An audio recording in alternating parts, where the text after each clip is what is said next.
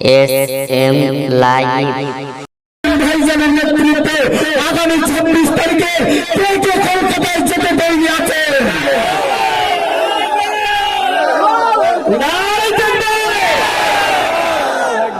আপনাদের সামনে বীর সন্তান দাঁড়িয়ে আছে।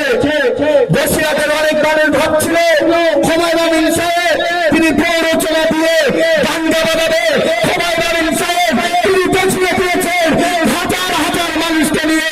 দাঁড়িয়ে নয়, আমরা শান্তি চাই, সংবিধানকে রক্ষা করতে চাই, ঠিক কিনা বলে? জি ভাই, সর্বশেষ কথা বল, কে কে তৈরি আছেন হাত তুলে দেখান।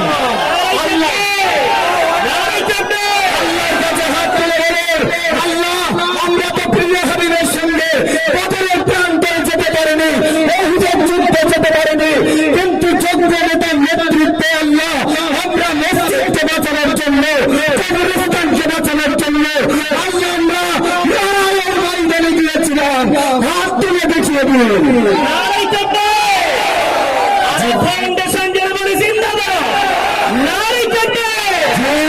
সেই জন্য বলবো দাঁড়ান, আমি এখন আমাদের মধ্যে আমাদের আরবের খুব যুব ছেলে আরিফ বিল্লাহ, আমি 2 মিনিট আরিফ বিল্লাহ তোমাকে বলার জন্য অনুরোধ করছি।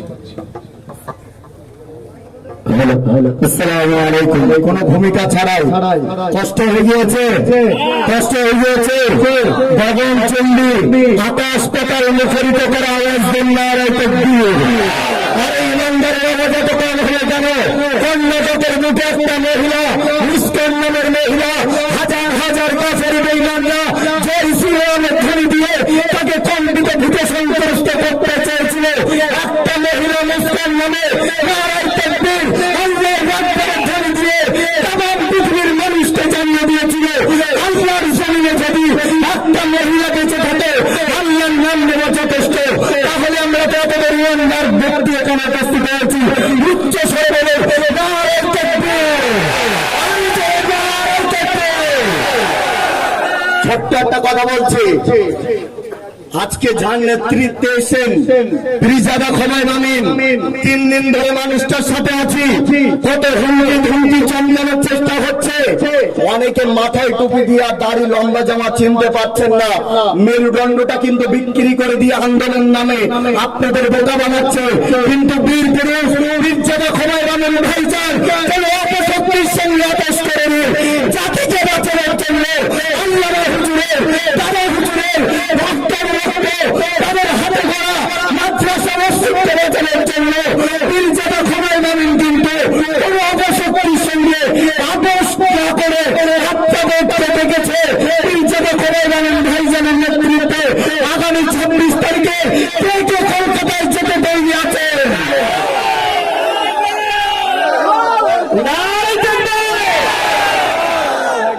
আপনাদের সামনে বীর সন্তান দাঁড়িয়ে আছে। বসিরহাটের অনেক বারের ভাব ছিল হুমায়ুন আমিন সাহেব, তিনি পৌরচলা দিয়ে দাঙ্গা বাঁধাবে। হুমায়ুন আমিন সাহেব তিনি পেছিয়ে দিয়েছেন হাজার হাজার মানুষকে নিয়ে। দাঁড়িয়ে নয়, আমরা শান্তি চাই, সংবিধানকে রক্ষা করতে চাই, ঠিক কিনা বলে?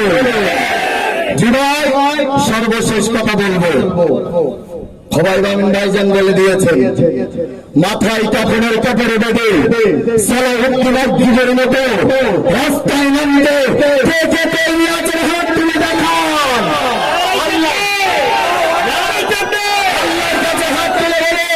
আল্লাহ আমরা তো প্রিয় হাবিবের সঙ্গে বদরের প্রান্তরে যেতে পারিনি, উহুদের যুদ্ধে যেতে পারিনি, কিন্তু যোগ্য নেতার নেতৃত্বে আল্লাহ আমরা মসজিদকে বাঁচানোর জন্য, কবরস্থানকে বাঁচানোর জন্য আল্লাহ আমরা লড়াইয়ের ময়দানে গিয়েছিলাম।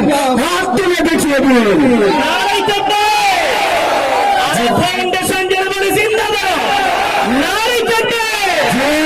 সেই জন্য বলবো আকাবিরে দিনদের ইতিহাসটা পড়বেন।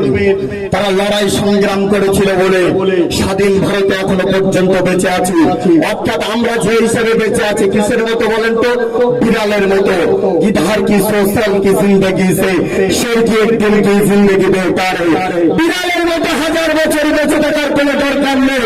সিংহের মতো বছর মাইকের আওয়াজ শুনছেন, বলছেন মুসলমানদেরকে চাঙ্গলা করে রাস্তায় ফেলবে, মুসলমানরা পাকিস্তানি, মুসলমানরা আপনাদেরকে বলছি, আমরা কিন্তু এই দেশে ভাড়াটিয়া হিসেবে নেই, এই দেশে কিন্তু আমরা কারো খেয়াল পেছনে এই দেশের মাটিতে চর্য গ্রহণ করেছি।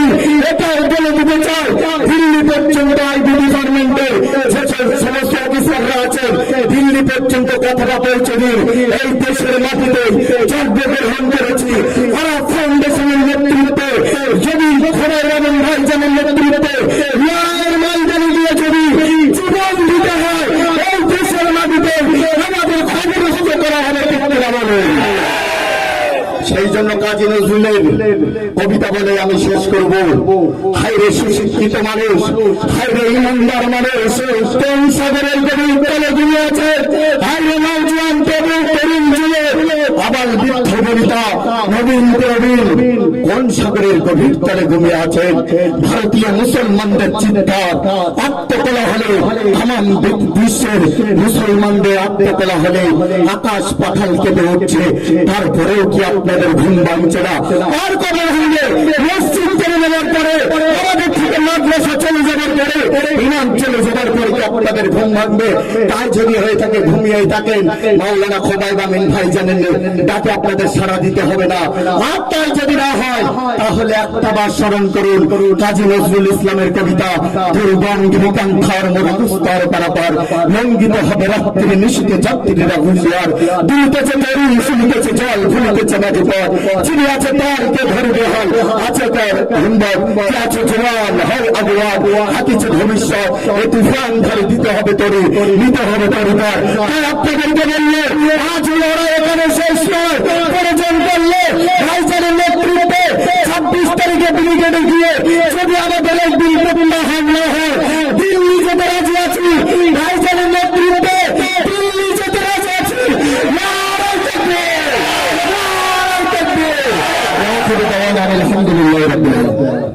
মাশাআল্লাহ, ধন্যবাদ। আমাদের মধ্যে একদম শেষে আমরা দোয়ার মাধ্যমে শেষ করব। আমি দুটো শুধু সমর্থন নেওয়ার জন্য আমার ভাই আফিল আনসারি পিন্টু ভাই সমর্থনের জন্য 1 মিনিট তাকে আমি অনুরোধ করছি। আমরা দীর্ঘ সময় ধরে বক্তৃতা শুনলাম। আরাফ ফাউন্ডেশনের যিনি কর্ণধার ভাই খোয়াবুর রহমান সাহেব, ওনার বক্তৃতা আপনারা শুনলেন দীর্ঘক্ষণ ধরে। সংবিধান বাঁচাও, কবরস্থান বাঁচাও, এবং সারা ভারতবর্ষের যে পরিস্থিতি, সেই পরিস্থিতিটাকে আটকাতে গেলে সংবিধানের মাধ্যম দিয়ে আমাদেরকে আটকাতে হবে। লম্বা চওড়া বক্তব্য নয়, একদম শেষের দিকেই আপনারা সুস্থভাবে শান্তিপূর্ণভাবে মিছিলে অংশগ্রহণ করুন, এবং যে প্রক্রিয়াগুলো আমাদের লিডারশিপ অর্থাৎ আরাফ ফাউন্ডেশনের মাধ্যম দিয়ে নেওয়া হচ্ছে, সেই কার্যক্রমগুলো আপনারা পালন করুন। অর্থাৎ কোন রকম উত্তেজনাপূর্ণ প্ররোচনামূলক পা দেবেন না, এটা খুবই ক্ষতিকর। আমরা একটা সিদ্ধান্ত নিয়েছি, যেহেতু আমাদের পদযাত্রার কথা ছিল, তো আমরা রোডে এই অশান্তির ভিতরে আমরা রানিং রাস্তায় করব না।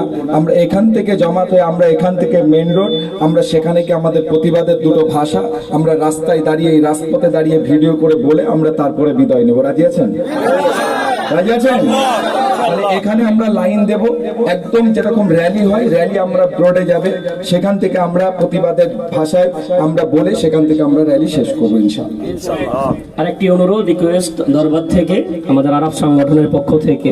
আমরা বুঝতে পারছি আমাদের সংগঠনের বা আমাদের সামনে টার্গেট একটা দীর্ঘমেয়াদী, তো বিশেষ করে 26-এর জন্য প্রত্যেক এলাকায় আপন আপন সংগঠনরা প্রস্তুতি নিচ্ছেন। তবে আমরা এটা বুঝতে পারছি এই মুহূর্তে কিন্তু ছোট ছোট যারা আমরা সংগঠন, আমরা কিছু করতে পারবো না যতক্ষণ এক হয়ে একটা ছায়াতলে না আসবো। এ দরবার শুধু আমাদের যারা এসছি তাদের নয়, আমাদের বাড়িতে এখনো লক্ষাধিক মানুষ বসে আছে, তাদের দরবার। সেই তাদেরকে আমরা এনে আমরা 26 তারিখে এক হয়ে এখান থেকে যেতে পারি, সেটা আমাদের সুবিধাজনক। কারণ আমাদের সামনে যদি নেতৃত্ব দেওয়ার মতো ব্যক্তি থাকে, তা রাস্তার কোনো হ্যারাস, কোনো সমস্যার করলে আমরা তার পাশে থাকলে আমাদের হাতটা মজবুত হবে, আমরা রাস্তায় যেতে অনেক সুবিধা পাবো। এর জন্য আপনাদের কাছে করজোড়ে অনুরোধ, আপন আপন গ্রাম থেকে গাড়ি করা হচ্ছে, তারপরে কিছু মানুষ এমন থাকবেন অভাবী, তাদের গাড়ি করার লোক হবে না, তাদের যাওয়ার কেউ পাশে থাকবে না, হয়তো আরাফ সংগঠন তাদেরকে গাড়ি করার ব্যবস্থা করবে, তার জন্য বিরাট একটা পয়সার ব্যাপার। আজকে যা এসেছে এই দরবারে, আমি শুধুমাত্র ফি সাবিলিল্লাহ আলহামদুলিল্লাহ। এটা ভাববেন না যেখানে কোনো কালেকশন করে পকেট পূজা হবে। ওই 26 তারিখের আন্দোলনের জন্য ন্যূনতম 100 টাকা এবং যার যেমন হিম্মত একটু ছোট্ট বন্ধের পকেটে হাত দিয়ে সহযোগিতার হাত বাড়িয়ে দেবে। রাজি আছেন কার হাত তুলে দেখান। নারাই তাকবীর, নারাই তাকবীর। আমার সংগঠনের সাথীরা ভাইয়েরা যাচ্ছেন, আপনারা আপনাদের পকেটে হাত দিয়ে তাদের হাতে দিয়ে দেন। আগামী 26 তারিখের প্রস্তুতি এবং এছাড়া আরো অনেক জায়গায় আন্দোলন আছে। বিশেষ করে আগামী শুক্রবার আমাদের কাঠিয়াট ফুটবল ময়দানে জুমার নামাজের পর 3টেই কাঠিয়াট ইমাম মুয়াজ্জিনের পক্ষ থেকে ডাক দেওয়া হয়েছে। আপনাদের সকলকে আহ্বান জানাচ্ছি। আমাদের এসেছেন বিভিন্ন জায়গায় সাংগঠনিক বিভিন্ন সমাবেশ হচ্ছে, সকলে এই মুহূর্তে সবকিছু ভুলে গিয়ে ওই জায়গায় সাড়া দেন। আল্লাহ তৌফিক দেন। যে কথা বলছিলাম, আপনারা মিটিং আপনারা দাঁড়ান, যাচ্ছে ওখানে যাবে, শুনেছেন, আপনারা দাঁড়িয়ে যান, ভলান্টিয়ার ওখানে যাবে। আরাফ ফাউন্ডেশনের যিনি কর্ণধার, আমার ভাই, আমার বন্ধুগণ, আমাদের খবর আমির সাহেব যিনি নেতৃত্ব দিচ্ছেন, যুবর একটা আইকন উনি, তো ওনার নেতৃত্বে যেভাবে প্রোগ্রামগুলো চলছে আপনারা সেই সমস্ত প্রোগ্রামগুলো অ্যাটেন্ড করুন। এবং আমাদের বক্তব্য হচ্ছে একটাই, যে আমরা আমাদের সংবিধান বাঁচাবার স্বার্থে আমরা লড়াই করব। যাই হোক, আপনারা ভালো থাকবেন, সুস্থ থাকবেন আর সম্প্রীতি বজায় রাখুন, দেশের আইন শৃঙ্খলা বজায় রেখে আন্দোলন করুন। সকলকে আমার আন্তরিক অভিনন্দন জানিয়ে আমি আমার সংক্ষিপ্ত বক্তব্য শেষ করছি। আরাফ ফাউন্ডেশন জিন্দাবাদ। ভাইরা আমার, আপনারা পিছনে আসেন। আমাদের যে র্যালি, আমরা সামনে আমাদের ব্যানার যাবে, আপনারা এই দিকে চলে আসেন। আমরা সারিবদ্ধ হবো এই দিক থেকে, ওই দিকে মুখ থাকবে, আমাদের ব্যানার নিয়ে যাবে। আর আমি তার মধ্যে আমাদের মাওলানা কালাম সাহেবকে দুটো কথা বলতে বলতে আমরা লাইন ঠিক করবো। সবাই এই দিক চলে আসেন। আমাদের ভলেন্টিয়ার্সরা যাচ্ছে র্যালির জন্য, আপনারা এই দিকে আসুন, পিছনে আসুন। এই দিক থেকে আমাদের এই সংগ্রামের র্যালি আমরা দেবো, পিছনের দিকে চলে আসুন। আসসালামু আলাইকুম। আজকে এই অনুষ্ঠানে আপনারা এসেছেন আমাদের পীরজাদা খোবাই বাবু সাহেবের ডাকে, অর্থাৎ আরাফের ডাকে আপনারা এসেছেন। আজকে আপনাদেরকে এই রৌদ্রে দাঁড় করানো বা বসানো হয়েছে, এদিকে আপনারা কেউ অসন্তুষ্ট হয়েছে?